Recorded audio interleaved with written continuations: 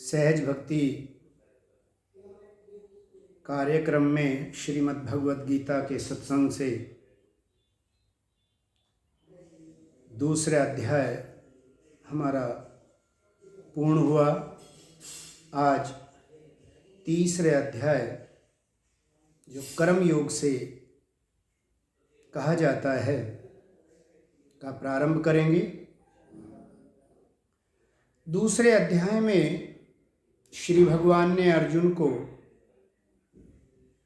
आत्मा और परमात्मा का ज्ञान देते हुए सांख्य योग तथा कर्म योग दोनों ही योग के बारे में बताया और भगवान ने समझाने का प्रयास किया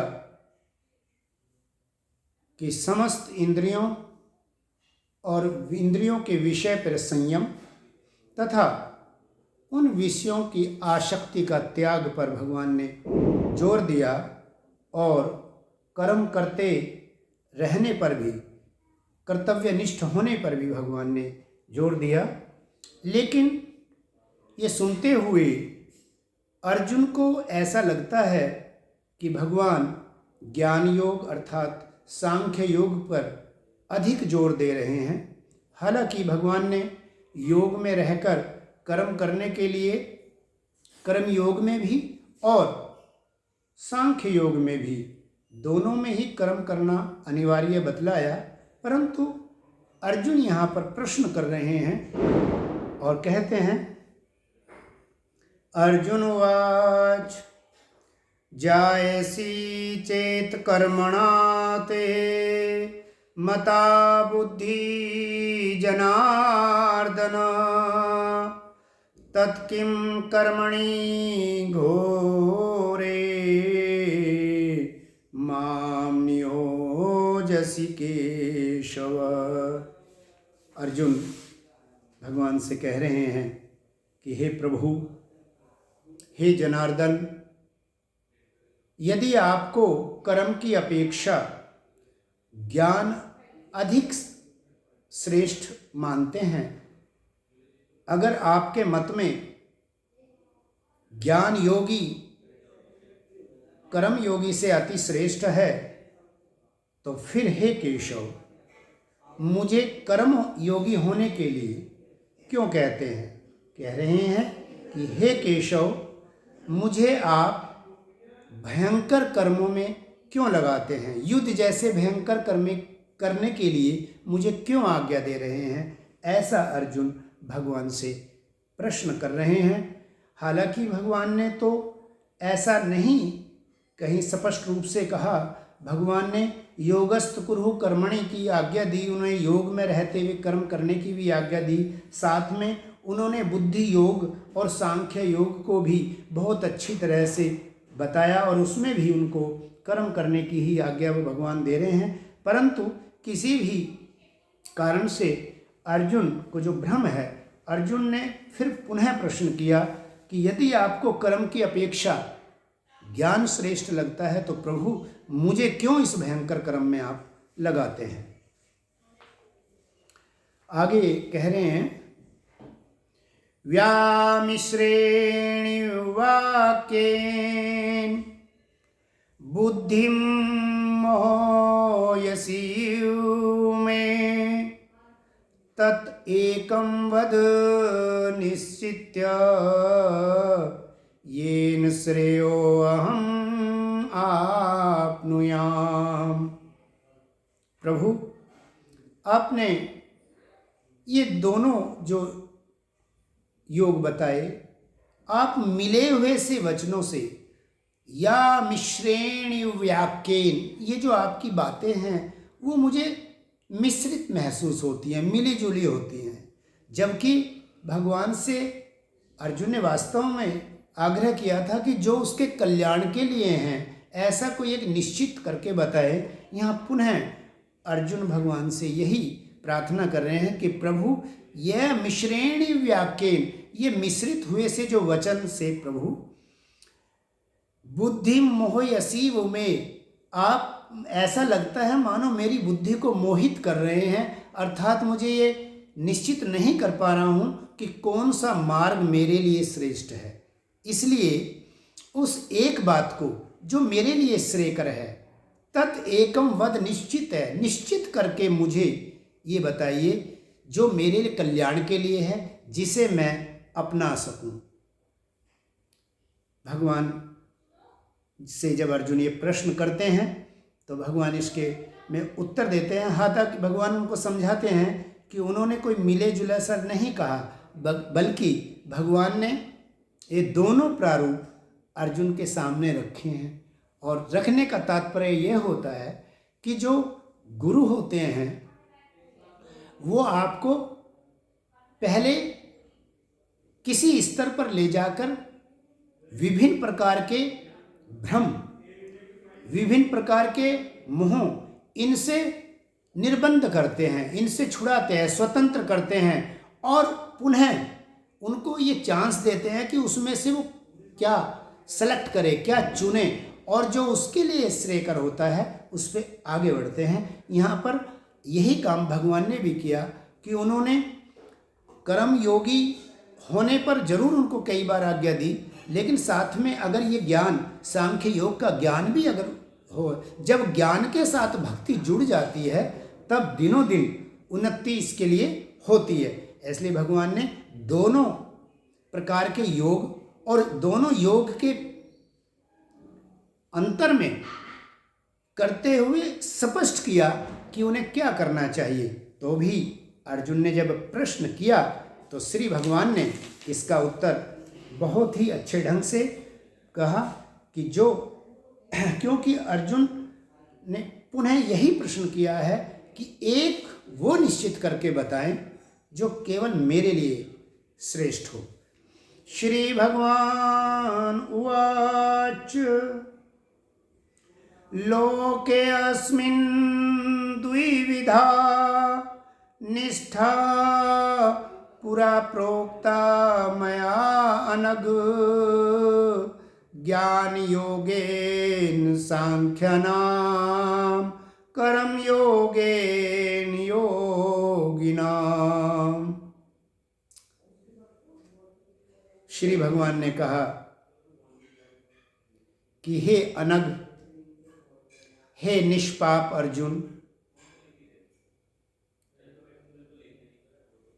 इस लोक में लोके अस्मिन् द्विविधा, मैंने दो विधि, दो निष्ठाएं, दो रास्ते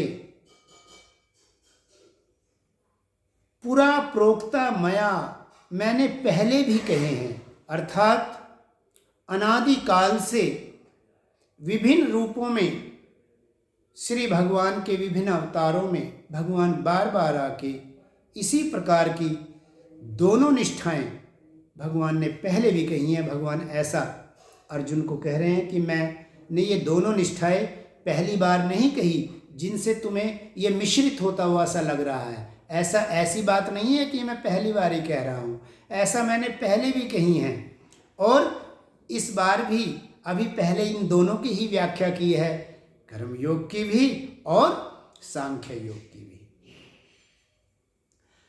इसलिए भगवान यहाँ कह रहे हैं कि हे निष्पाप अर्जुन, इस लोक में ये दो प्रकार की निष्ठाएं होती हैं और ये मैंने पहले भी कही हैं।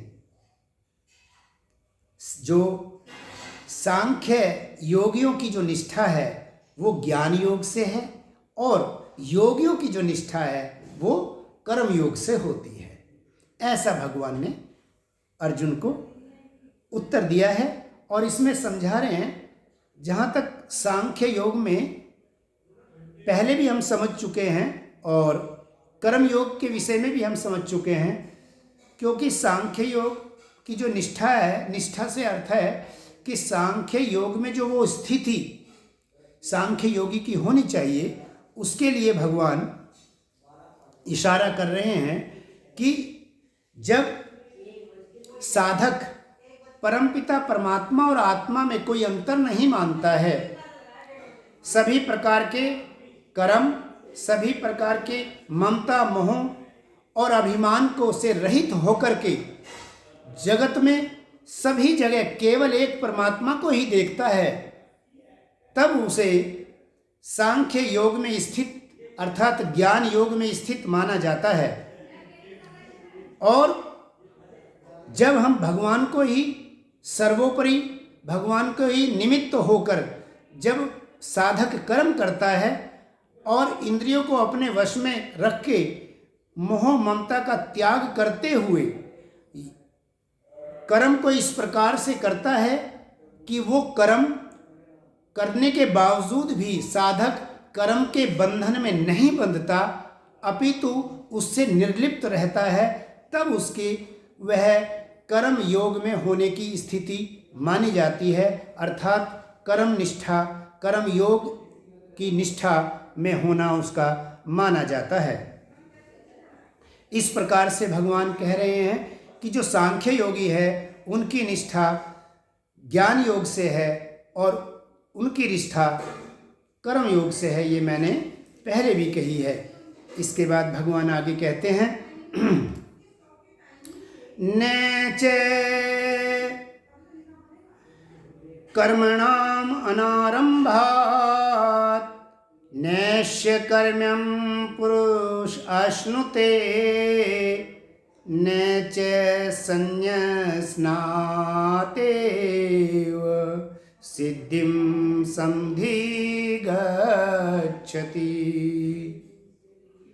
भगवान कहते हैं अर्जुन से कि हे अर्जुन, मनुष्य न तो कर्मों का आरंभ किए बिना न कर्मणान अनारंभई निष्क्रम्यम, निष्क्रमता को प्राप्त नहीं कर सकता। अर्थात कर्म करना अनिवार्य ही है। अगर कर्म प्रारंभ ही ना करे अथवा कर्म ना करे तो निष्काम भाव में कैसे परिपूर्ण होगा, वह कैसे योग निष्ठा को प्राप्त होगा। अर्थात बिना कर्म किए योग निष्ठा में वो योग निष्ठा को प्राप्त नहीं होता। अर्थात योगियों की स्थिति में, कर्म योगी की स्थिति में वो पहुंचना मुश्किल है, क्योंकि कर्म करते हुए निर्लिप्तता की जो स्थिति प्राप्त होगी वो तो कर्म करने से ही होगी। वैसे भी कर्म करना अनिवार्य ही होता है, बिना कर्म किए मनुष्य मात्र रह ही नहीं सकता। इसलिए भगवान कह रहे हैं कि कर्मों का आरंभ किए बिना तो निष्कर्मता हो ही नहीं सकती। और सांख्य योगी के लिए भगवान इशारा करते हैं न च संन्यासात् न च संन्यास एव सिद्धिम, ना सांख्य योगी सिद्धि को प्राप्त करते हैं, अपनी परिपक्व स्थिति को प्राप्त नहीं करते। क्या करने से? केवल स्वरूप से कर्मों का त्याग कर देने मात्र से। अगर हमने केवल कर्मों का त्याग किया है और उस परिपक्वता की स्थिति को प्राप्त नहीं हो पाया है, अगर साधक सांख्य योग में अर्थात संपूर्ण मोह ममता का त्याग करके केवल और केवल आत्मा और परमात्मा को, दोनों को केवल ब्रह्ममय रूप में देखना और खुद भी ब्रह्म स्वरूप में अपने आप को उस स्थिति में लाना, ब्रह्म रूप की स्वरूप की स्थिति को प्राप्त करना, यह केवल बाहरी रूप से कर्मों के त्याग से संभव नहीं है। अर्थात केवल बाहरी प्रारूप से, बाहरी तौर से हमने विषयों को त्याग कर दिया और हमारी जो स्थिति है वह निराभिमान की, ममता रहित की और राग द्वेष से यदि हम उपरत नहीं होते हैं और जो गहन आसक्ति होती है अंतःकरण में, अगर उसका त्याग नहीं होता है तो हम उस स्थिति को, यानी सांख्य योग की जो स्थिति है, ज्ञान योग की जो स्थिति है, उसमें साधक उसको प्राप्त नहीं कर सकता है। ऐसा भगवान आगे कहते हैं। अब कर्म योगी के लिए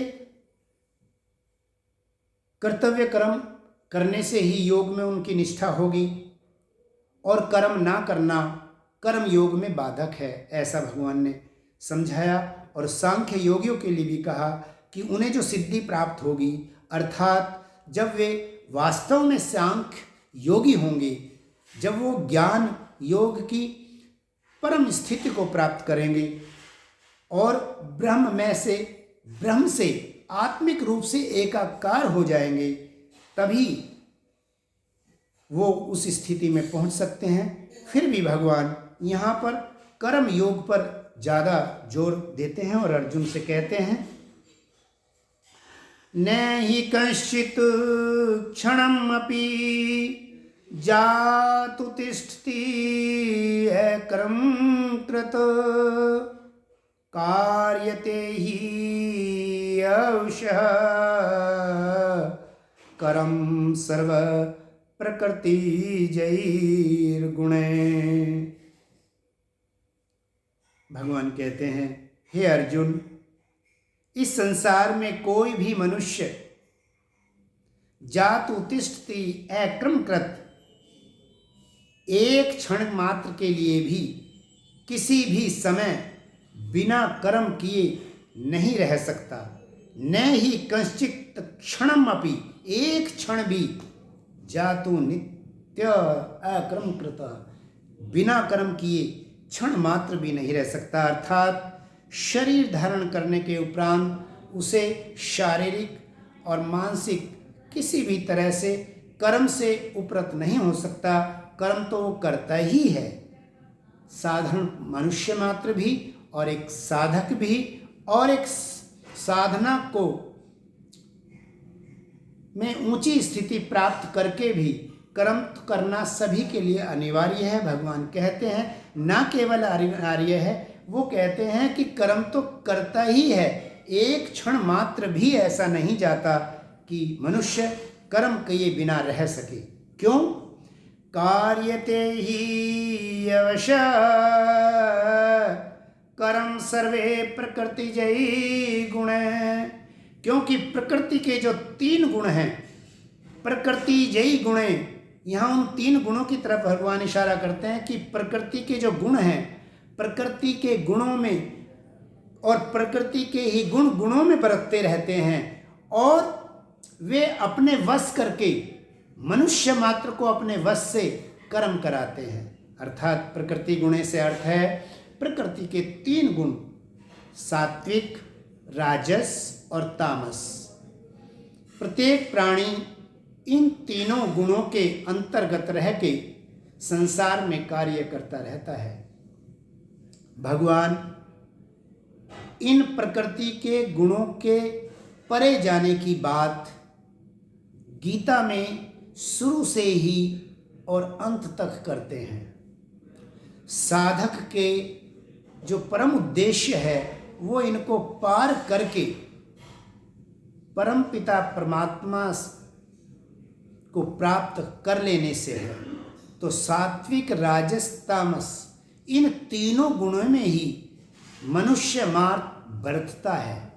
ये तीनों गुण ही कम और ज़्यादा प्रत्येक मनुष्य के अंदर स्थित रहते हैं। भगवान यही इशारा करते हैं कि अपना कर्म करते हुए हमें तामस और राजस पर विजय प्राप्त करके सात्विक में प्रवेश करना है और फिर उनका अवलंबन करके उनके प्रायण उसी कर्म योग को आगे बढ़ाते हुए सात्विक गुणों से भी परे परम पिता परमात्मा को प्राप्त करना है उनकी कृपा से, गुरु की कृपा से। ऐसा भगवान इसके पीछे इशारा कर रहे हैं कि अर्जुन, जहाँ तक कर्म करने की बात है, जैसे कि अर्जुन ने कहा कि मुझे इस कर्म में क्यों लगाते हैं, और वो तो ये कहते हैं कि मुझे युद्ध जैसे घोर कर्म में क्यों लगाते हैं। अगर केवल ज्ञानी हैं तो बुद्धि योग में रह के केवल ज्ञान से ही बरतते हुए क्यों पार ना हो जाएं। तो भगवान अर्जुन को यही समझा रहे हैं कि कर्म के करने की तुम करे या ना करे, ना करते हुए भी प्रकृति तुम्हें कर्म से संलग्न कर देगी, लगा देगी, अपने वश करते हुए कर्म में लगा देती है। क्योंकि मनुष्य प्रकृति के गुणों से ही, इन गुणों में ही बरतता रहता है। अर्थात निश्चित रूप से प्रकृति के बस होके कर्म तो उसे करना ही है, क्योंकि शरीर का यह स्वभाव है कि यह बिना कर्म किए रहता ही नहीं। और कहने का भाव यह है कि जब कर्म किए बिना रहता ही नहीं, तो क्यों ना हम ऐसा कर्म करें जो, क्योंकि ये जो मौका है मनुष्य शरीर का, अन्य प्राणी को है ही नहीं, ये तो केवल मनुष्य मात्र को ही प्राप्त है, दूसरे प्राणियों को तो प्राप्त है ही नहीं। तो क्यों ना हम तामस, राजस और सात्विक इस प्रकार से क्रम में इन तीनों गुणों को पर विजय प्राप्त करते हुए अपने स्वरूप में जग जाए, अपने स्वरूप को जान ले और परमपिता परमात्मा सच्चिदानंद घन को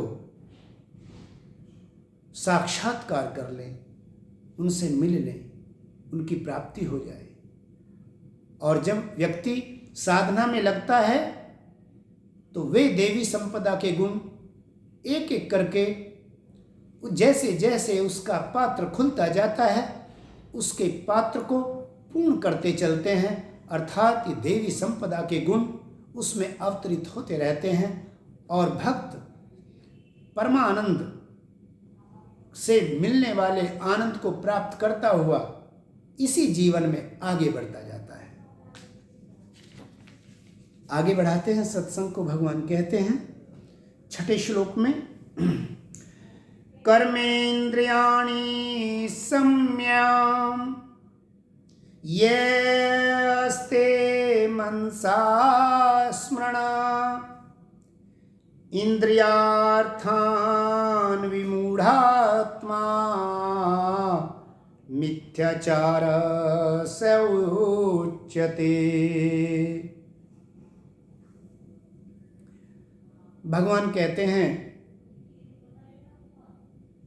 कि कर्म किए बिना तो रह ही नहीं सकता है। अब यदि हठ से इंद्रियों पर रोक भी लगा दिया जाए, इंद्रिय संयम से व्यक्ति रहे भी और कर्मों का त्याग भी कर दे, तो केवल इंद्रियों के त्याग कर देने मात्र से कर्म योगी होना निश्चित नहीं है। कर्म योगी होना बहुत मुश्किल है। भगवान कह रहे हैं कर्मेन्द्रियाणि संयम, कर्मों से इंद्रियों को अगर हम रोक भी दें और उनको रोककर बाहर से देख रहे हैं कि हमने साधी स्वरूप बना लिया है, संसार के विभिन्न विभिन्न कर्मों पर संयम पा लिया है, अब वैसा कार्य हम इंद्रियों से नहीं कर रहे हैं। लेकिन वही पुनः भगवान दोहराते हैं कि लेकिन अगर इंद्रिय विषयों का चिंतन अगर हम कर रहे हैं तो भगवान उसको विमूढ़ आत्मा कह रहे हैं, मंद बुद्धि भगवान उसे कह रहे हैं, मूर्ख कह रहे हैं कि वह मूर्ख विमूढ़ आत्मा, वह मंद बुद्धि मिथ्याचार, वह मिथ्याचारी है, वह दंभी है। स उच्यते, मिथ्याचार स उच्यते, उस व्यक्ति को मिथ्याचारी अर्थात दंभी कहा जाता है। किसको? जो बाहर से तो ये दिखावा कर रहा है कि उसका इंद्रियों पर संयम हो गया है, लेकिन इंद्रियों के विषयों का अंतःकरण में मन से अस्ते मनसा स्मरणः, और मन जो है विषयों के चिंतन में चलता रहता है। मन किस में पड़ा है? विषयों के चिंतन में, जबकि विषयों का इंद्रियों से त्याग कर चुका है। तो ऐसा व्यक्ति दंभी कहलाता है। यहां ये शंका हो सकती है कि जब नया नया साधक साधना में लगता है तो साधना में बैठते ही नाम जाप होते हुए या एकाग्रचित ध्यान से अंतः चक्षु से परमात्मा को निहारते हुए भी मन हमारे संस्कार, प्रारब्ध और संसार की लिप्तता के कारण विभिन्न प्रकार के विषयों में मनोराज के रूप में मन विचरण करता रह सकता है, ऐसा व्यक्ति को हम मिथ्याचारी नहीं कहेंगे, क्योंकि वो तो प्रयास कर रहा है। उसका अपने आप में विषयों का चिंतन करना उद्देश्य नहीं है, बल्कि उसका उद्देश्य तो इंद्रिय विषयों के चिंतन को त्यागना है और इसको त्याग करके साधना पथ पर आगे बढ़ना है।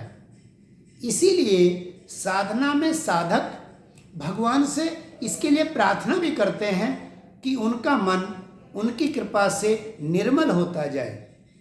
मिथ्याचारी भगवान उसको कहते हैं जो बाहर से इंद्रियों के संयम का तो बाहर से दिखावा करता है, साधु संत और सज्जन का प्रारूप में रहता है, लेकिन अंतःकरण में विषयों का चिंतन, विषयों के प्रति मन लालायित रहता है, संलग्नता में रहता है।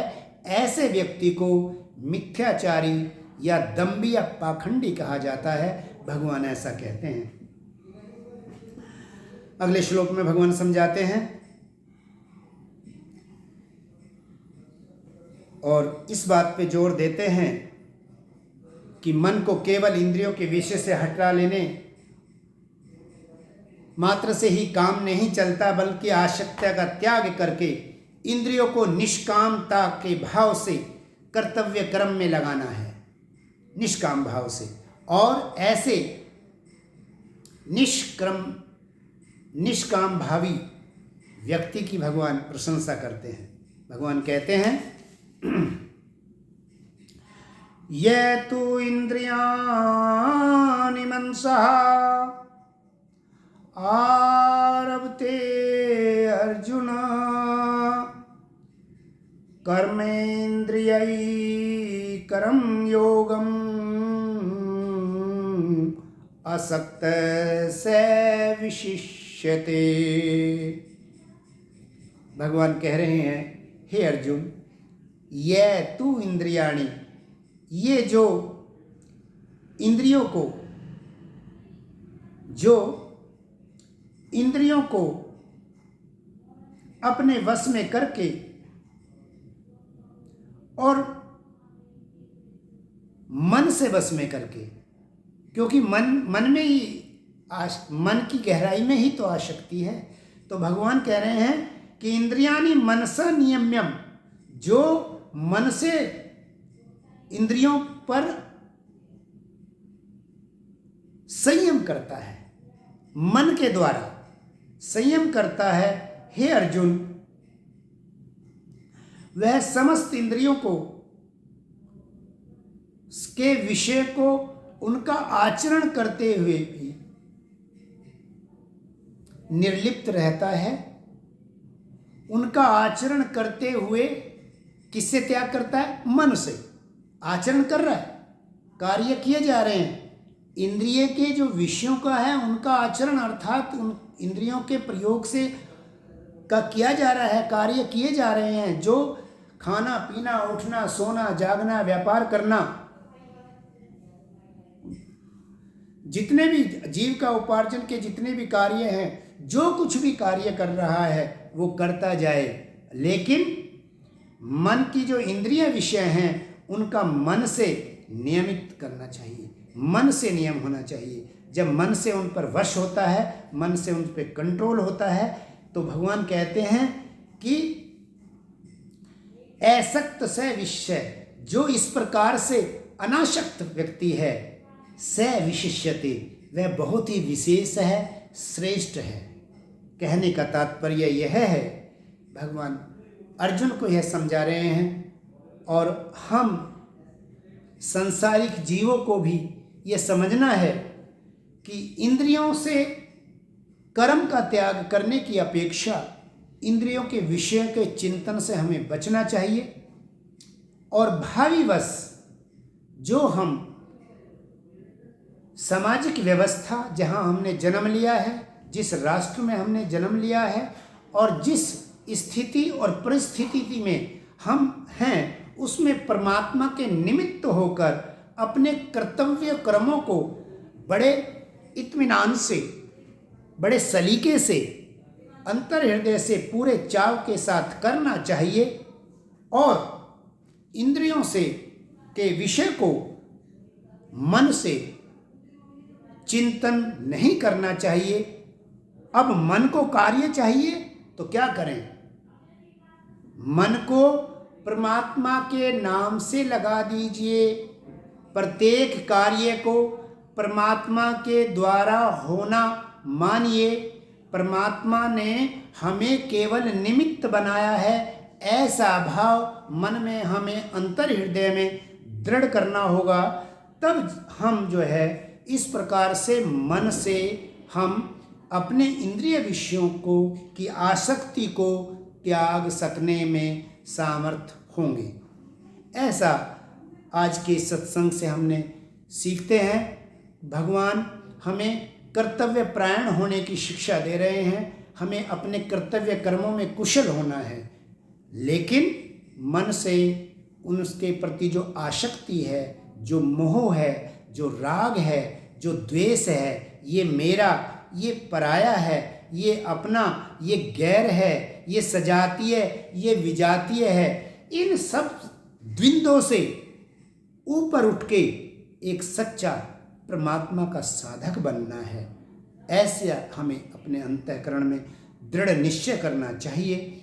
आज का सत्संग में हमें यह जीवन में धारने के लिए मिलता है कि हम अपना कर्तव्य करें, परमात्मा के निमित्त होके कार्य करें, परमात्मा के सहारा लेके कार्य करें। अपने को परमात्मा की बनाई हुई सृष्टि में परमात्मा ने बहुत सुंदर व्यवस्था की है, इस बात पर विश्वास रखें और श्रद्धा के साथ हम अपने रोज के कर्तव्य कर्मों को करें और ये भाव रखें कि वह परमात्मा हमें पुत्र के नाई, पुत्री के नाई अपना मान के हमारे अंग संग रहते हैं, इसलिए उनके संरक्षण में हम सदैव हैं।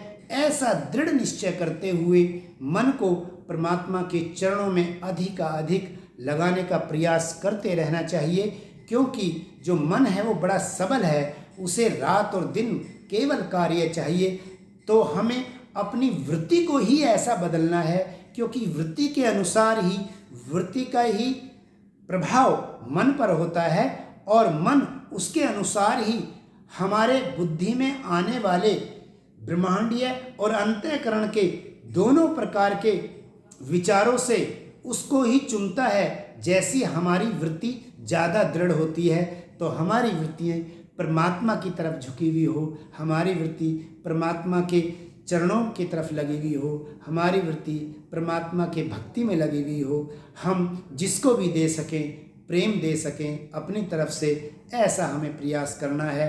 क्योंकि परमात्मा के नाम और प्रेम बांटने से हमारा मन निर्मल होता है और निर्मल मन में परमात्मा बहुत जल्दी से ही आसन लगा लेते हैं। और आसन तो लगाया हुआ ही है, पर मैं मूर्ख ही उन्हें अपने हृदय आसन पर देखने का सक्षमता, मैंने जो मेरा सामर्थ्य है वो खो दिया है संसार में भूल भुलैया में पड़ के। तो आओ हम दृढ़ निश्चय करें कि हम परमात्मा का सहारा लेके गुरुदेव की कृपा से, गुरु ज्ञान से अपने इस साधना पथ पर आगे बढ़ेंगे। आज का सत्संग पूर्ण हुआ। ओम।